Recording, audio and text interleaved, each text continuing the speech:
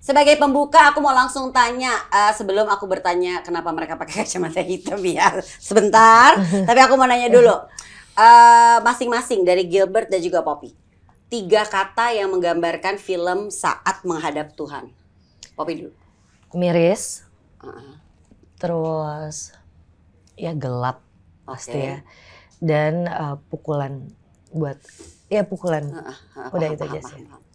Gilbert. Bullying,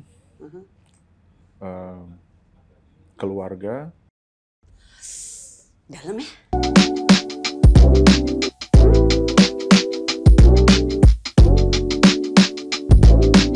Moms, kita ketemu lagi di Moms Talk. Seperti biasa, kita berjumpa lagi bersama saya Novita Angel di Train Chief Mother and Beyond.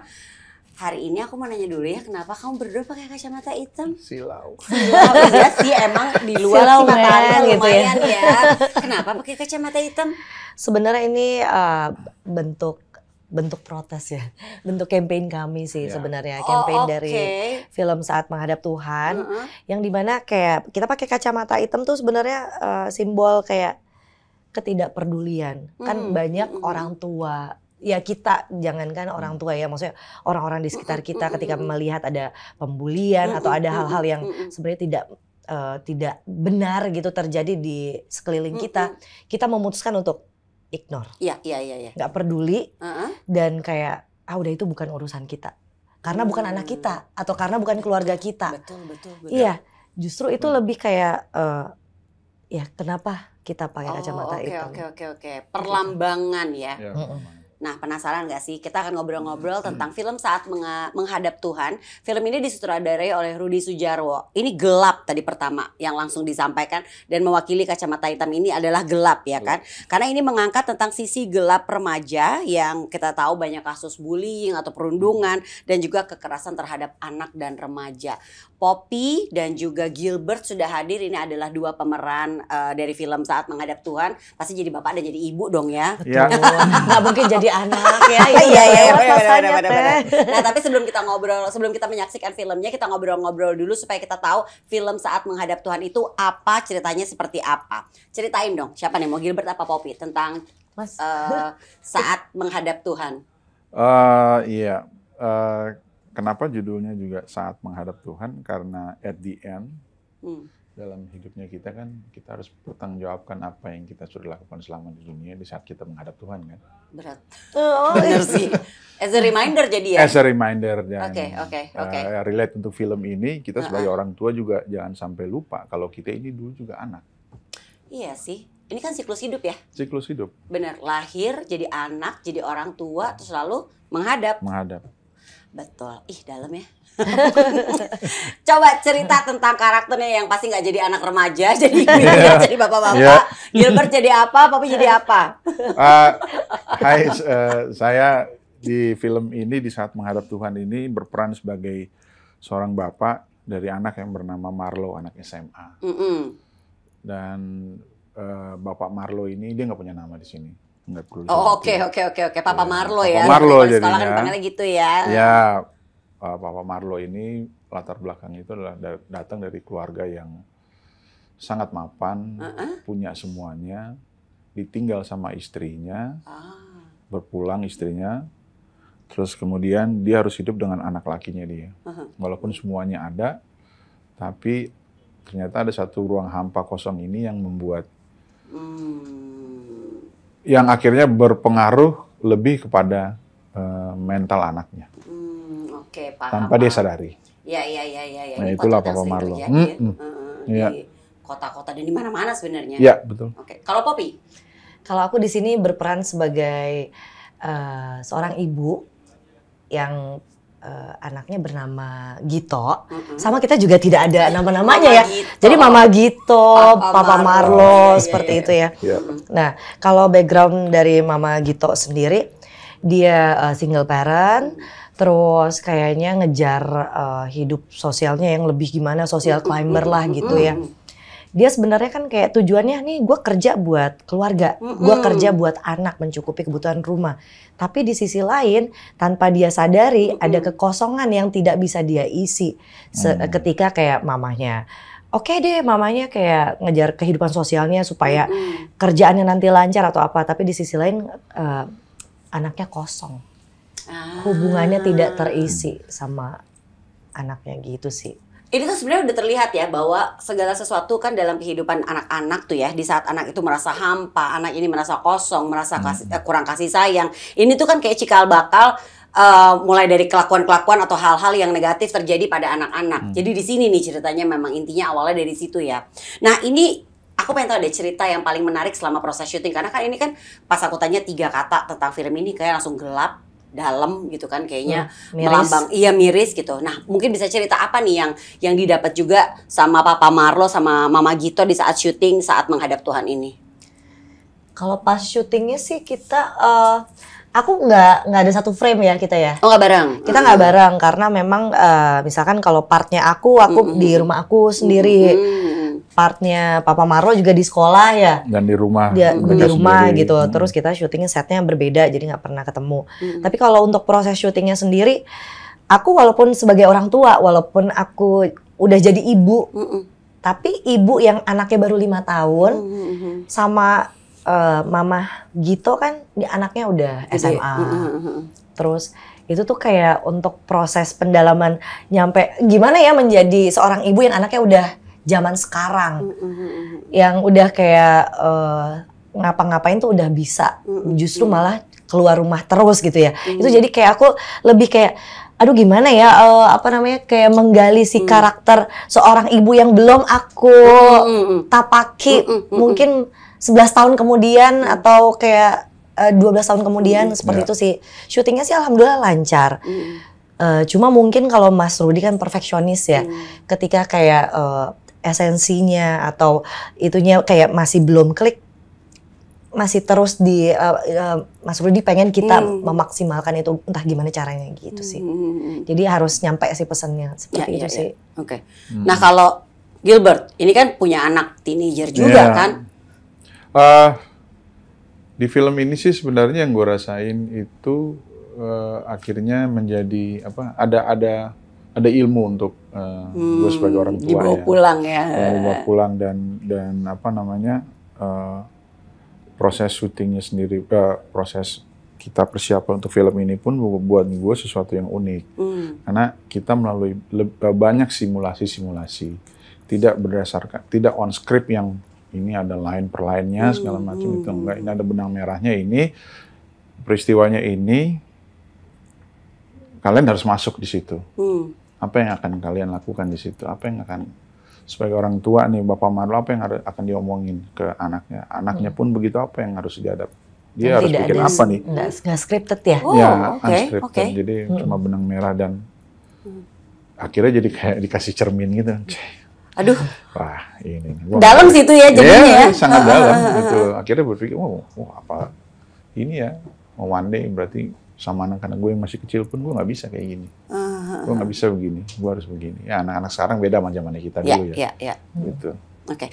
Gilbert sebagai ayah dari anak teenager dan juga ada anak-anak yang masih hitungannya masih anak-anak belum preteen juga sebenarnya, anak SD kan sebenarnya kan ya. Nah ini arti keluarga buat Gilbert dan juga Poppy anaknya mau 5 tahun ya kan. Apa nih sebenarnya? Apalagi ini kan cerita tentang keluarga kan film ini. Arti anak ya? Keluarga. Oh arti keluarga. Dan anak juga boleh. Coba Om Gilbert dulu, Om Gilbert tadi harus Mas ya. Mas coba kamu dulu deh. Keluarga buat gue adalah segalanya. Dan keluarga adalah tempat di mana kita memulai semuanya.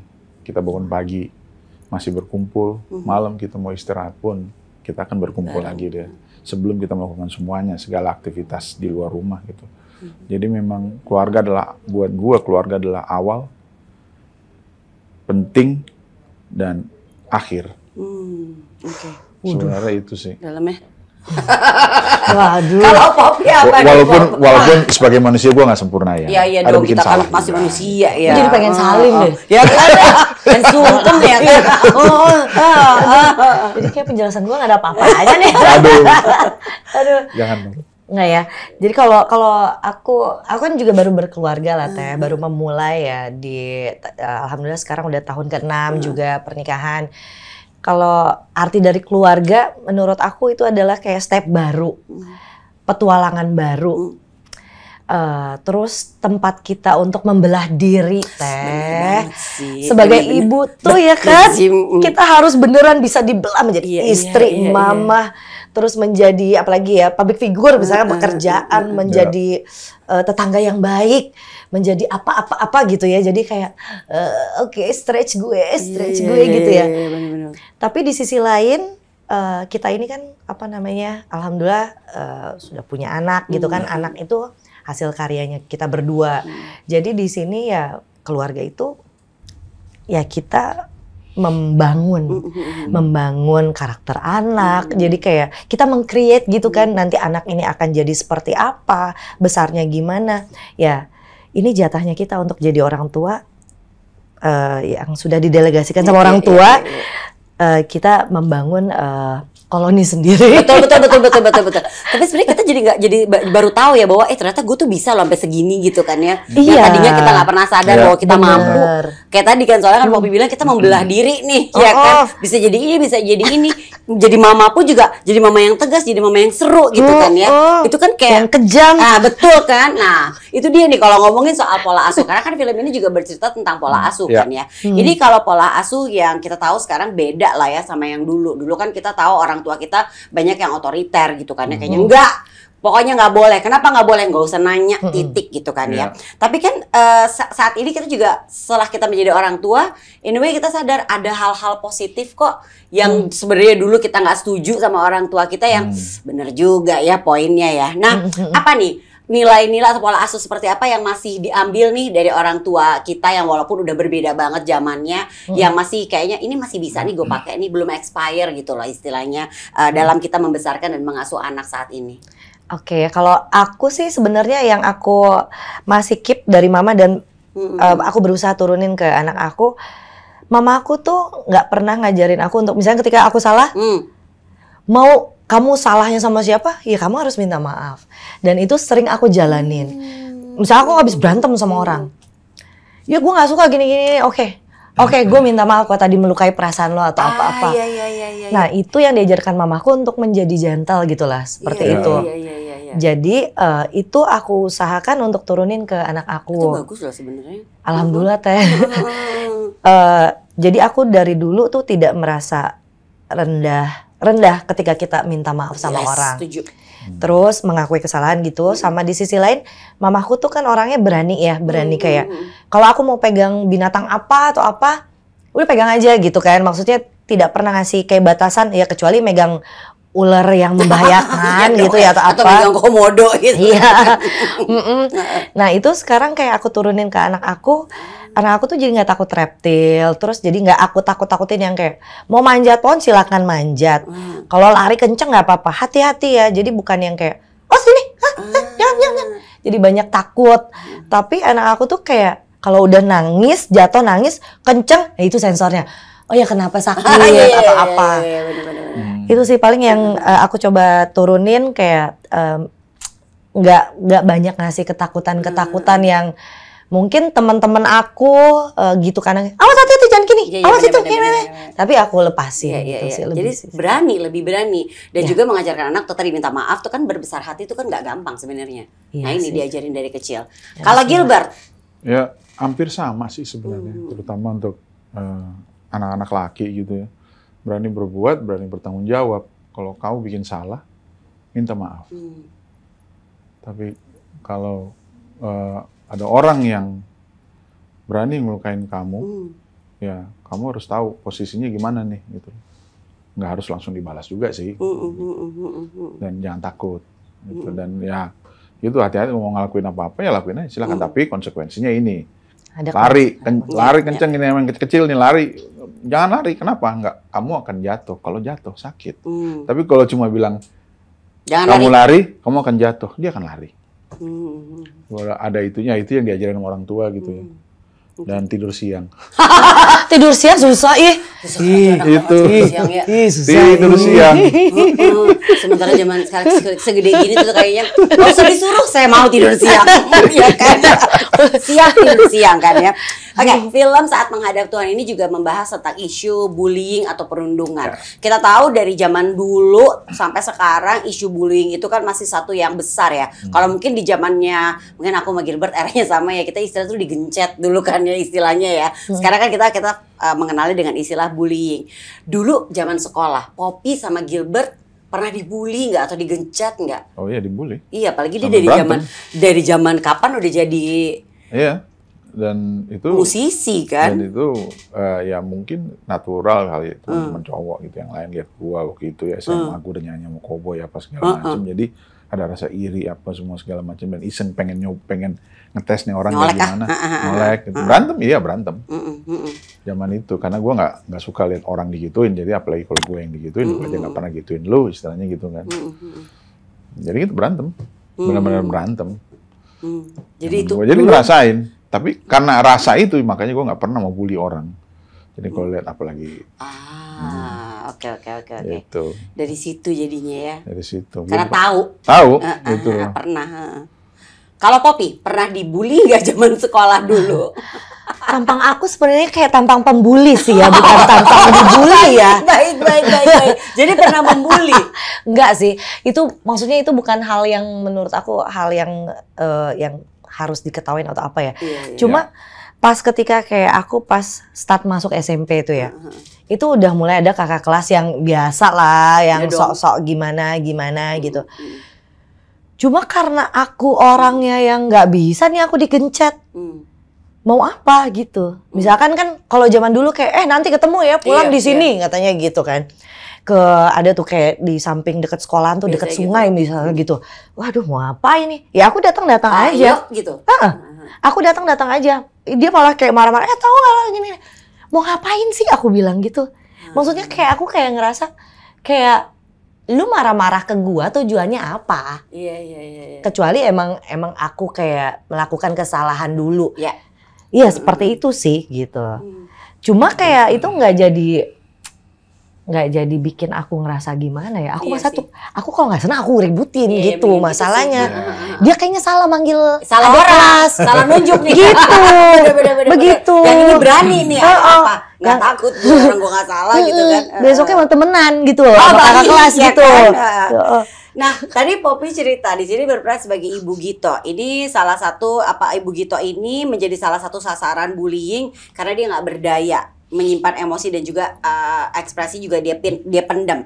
Nah, kalau sebagai orang tua apa nih yang Poppy lakukan nih supaya anak tuh bisa terbuka dan juga bisa ekspresif lah, mengutarakan rasa yang tengah dia rasakan gitu kepada kita orang tua, karena kan banyak juga yang nggak mau, udah deh kamu lagi kenapa, enggak aku nggak kenapa gitu kan. Itu yang terjadi. Nah ini kan dari sekarang pasti udah diajarin dong supaya anak tuh bisa ekspresif. Nah ini gimana caranya? Sebenarnya sih kayak sebenarnya ya Teh. Jadi pas waktu TK 0 kecil, aku tuh sempet narik anakku dari sekolah. Serius? Karena anakku 0 kecil itu sudah mengalami yang dibilang kayak perundungan ya awal-awal. Jadi dia udah sempet nggak mau sekolah, terus aku 2 kali dipanggil dari sekolah. Itu terjadi setiap hari Jumat. Katanya anakku ngamuk. Tapi kan nggak mungkin anak ngamuk gak tanpa sebab. Udah gitu di sekolah aku tuh nggak ada CCTV kelas-kelasnya. Jadi kita kayak mau berusaha ini gimana gitu kan, ngorek gitu. Nggak mungkin anak gue ngamuk-ngamuk tiba-tiba, aku bilang gitu. Terus ada momen tuh pas abis setelah aku jemput, dia terus ngambek marah-marah kayak terluka gitu ya batinnya gitu lah. Aku pas udah sore menuju ke malam, aku kan terus ngorek, kenapa sih kamu? Aku nggak mau, pokoknya gimana gitu, marah gitu. So ada momen kita lagi nonton TV, aku mikir gini, ini nggak boleh sampai dibawa tidur nih, kasihan nih. Ini belum pernah dia marah satu harian gitu. Terus tiba-tiba aku bilang, kamu tadi nggak enak ya di sekolah, kenapa? Aku bilang gitu, cerita sama mami, aku bilang gitu. Terus dia dengan ngelihat mata aku, terus dia kayak ngomongnya sambil luka gitu, kayak dia langsung kayak apa? Kan dia dibilang siapa yang bikin kamu nggak enak? Dia langsung nyebutin satu nama itu dengan nangisnya yang nangis luka gitu loh Teh. Aku tuh kayak perih tuh rasanya dengan hati. besok mami ke sana. Kebayang ibu gitu ya. Iya, maksudnya kayak ya ampun, anak aku, anak yang kayak mau ya masih 4 tahun sudah terluka sebegitunya, dan dia baru bisa cerita menuju ke malam hari. Itu tuh menurut aku tuh kayak itu nyimpannya buat anak segitu tuh lumayan ya. Lumayan banget. Maksudnya rasanya kan seharian itu nggak enak tuh. Oh dia, wah udah kayak kacau gitu loh di dalam mobil, di rumah gitu kan. Tapi aku biasain untuk kayak gini, Jun, kan anak aku panggilannya Jun. Jun, kalau ada teman kamu yang memperlakukan kamu nggak enak, kan dia kemarin tuh ternyata diusut, jangan main sama Lalika, udah gini-gini, anak TK, itu aku, aku nggak pernah tuh ngajarin, Jun lihat deh itu kenapa itu teman kamu begitu, kayaknya aku nggak pernah ngajarin begitu ya. Nah itu mungkin kayak juga berangkat dari rumahnya aku atau gimana ya, aku juga nggak tahu, kayaknya masa sih anak TK begini gitu kan. Udah gitu ya, jadi aku ajarin untuk kayak kamu tuh kalau ada hal yang nggak enak, teman kamu misalkan nggak mau temenan sama kamu, terus kamu gimana rasanya? Aku sedih, aku marah. Kamu bilang, kamu bikin aku marah loh gitu, atau gimana? Aku belajar, jadi aku tanyain, kamu gimana perasaannya kalau digituin? Aku sedih. Kamu bilang. Ya aku ajarin seperti itu sih sejauh ini ya Teh, mumpung baru segitu. Jadi aku pengen dia menyadari apa nih reaksinya gitu. Dan gak dipendem. Iya, seperti itu pengennya gitu, harapannya ya Teh. Iya. Kalau zaman dulu kan kita nggak diajarin. Enggak. Mendem ya kan. Kamu kenapa? Udahlah gitu kan. Ya kan, curhat di. Iya, diary, benar kan ya. Oke. Gilbert sebagai Papa Marlo, ini kan ceritanya di filmnya tuh punya anak yang suka ngebully, ya kan, karena merasa gue punya power, gue punya kuasa, gue kaya gitu kan. Nah tadi Gilbert sempat cerita juga dulu pernah ngalamin dibully, makanya sekarang kayaknya sama anak-anak ngajarin juga nggak boleh ya ngebully orang gitu kan ya. Nah menurut Gilbert nih, apa sih yang harus dilakukan sebagai orang tua nih supaya anak tuh tidak menyalahgunakan privilege dari orang tua gitu loh di saat dia harus bersosialisasi, karena kan ya dia ngerasa punya power gitu kan. Nah ini nih gimana caranya nih, mungkin Gilbert bisa share nih caranya Gilbert kepada anak-anak gimana? Kalau buat gue pribadi, seorang anak dia menjadi yang suka bully anak lain itu bukan salahnya dia sih, salah orang tua sih, salah kitanya sih. Setuju. Iya, karena anak itu kan bercermin ke orang tuanya. Dia apa yang dilihat tiap hari, selain di sekolah, yang dilihat pertama kali kan di saat dia bangun tidur, kemudian di saat dia udah pulang sekolah, yang dilihat di rumah kan orang tuanya. Betul. Gitu. Jadi sebenarnya kitanya sebagai orang tua yang harus betulin dulu diri kita. Baru otomatis kita bisa perbaiki ini anak. Kalau kitanya sendiri nggak ini, kita judge mereka dong gitu. Iya. Jadi orang tua yang harus utama dulu nih, yang dibetulin dirinya dia dulu, as a father atau as a mother gitu. Bapak dan ibu ini yang harus dibetulin dulu, bukan anaknya. Gitu. Anak ini kan hasil dari orang tua. Dan gitu. berkaca sama orang tua. Iya. Itu mungkin ini anak dia sebagai anak yang suka bully apa semua, kayak karakter anak gue di film ini si Marlo, ya karena itu dia lihat bapaknya begitu. Bapaknya mungkin bukan dari keluarga yang gue nggak bisa sebutin di sini ya, karena nanti akan spoiler gitu. Mungkin bapaknya ini mungkin bukan dari keluarga yang suka membuli atau apa, tapi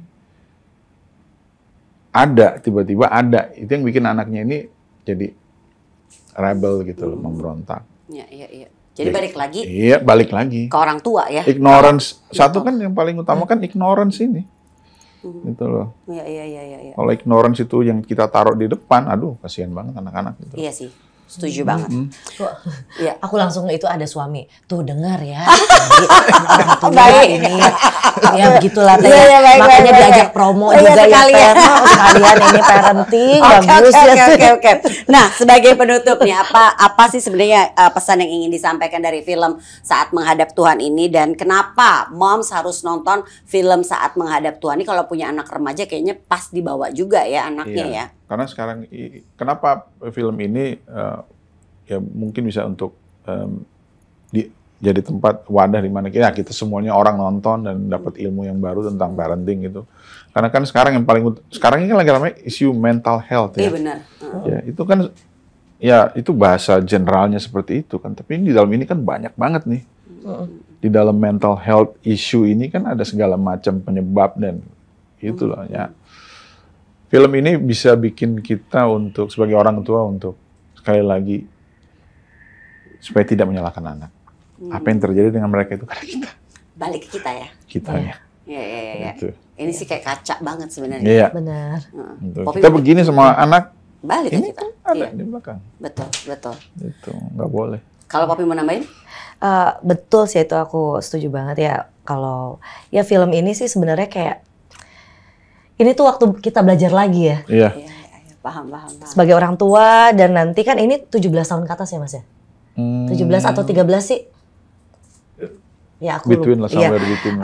Teens ya. Iya, Teens, sebenarnya misalkan kalau anak-anak yang sudah bisa masuk bioskop ini juga pelajaran. Jadi semoga memang pesan moralnya tuh sampai sama siapapun yang menonton film Saat Menghadap Tuhan, karena jangankan orang tua yang harus pasti ini di sini waktunya kita berkaca diri, waktunya belajar juga, dan di sisi lain juga untuk ya remaja hari ini. Jadi beneran kita sama-sama memperbaiki dan ya sama-sama berbagi luka sih sebenarnya berbagi sih. luka itu penting. Iya sih. Karena Iya ini sih. terjadi di luar sana, ini terjadi. Tapi kadang ya itu dengan kacamata kita yang dengan kacamata hitam yang kita bikin ini kita lihat, tapi kita nggak peduli. Dan Benar. kata Mas Rudi satu yang kemarin aku ingat, kita mesti ini ya tidak ada kata terlambat. Iya, tidak ada kata terlambat. Tidak Betul. ada kata terlambat. Kalaupun memang kita melihat ada kayak maksudnya kayak hal yang buruk terjadi di lingkungan kita, baik itu dari sisi keluarga ataupun kayak lingkungan, kita harus tahu atau harus kayak ada aksi untuk bisa menyelamatkan hal-hal tersebut gitu sih. Perilaku anak ini, apakah dia menjadi baik? Apalagi kalau sampai dia menjadi buruk, ini adalah tentunya berawal dari luka. Seperti aku tadi baca nih kaosnya, berbagi luka. Luka dari orang tua, luka dari guru, luka dari lingkungan, luka dari teman. Jadi dari awal luka itu yang bisa membuat seorang anak bisa melakukan hal-hal yang negatif, bahkan mengarah ke tadi bullying dan sebagainya. Jadi jangan sampai nggak nonton film Saat Menghadap Tuhan ya, yang akan segera tayang di bioskop-bioskop. Gilbert, Poppy, terima kasih, sukses buat film Saat Menghadap Tuhan ya. Terima kasih, Teteh. All the best, aku pasti akan nonton, aku akan geret 2 anak aku. Pokoknya. Yes. Itu kudu. Iya, benar. Teh, jadi biar kita belajar bareng ya. Betul. Dan terima kasih buat moms yang sudah menyaksikan edisi Moms Talk kali ini. Sampai jumpa, moms.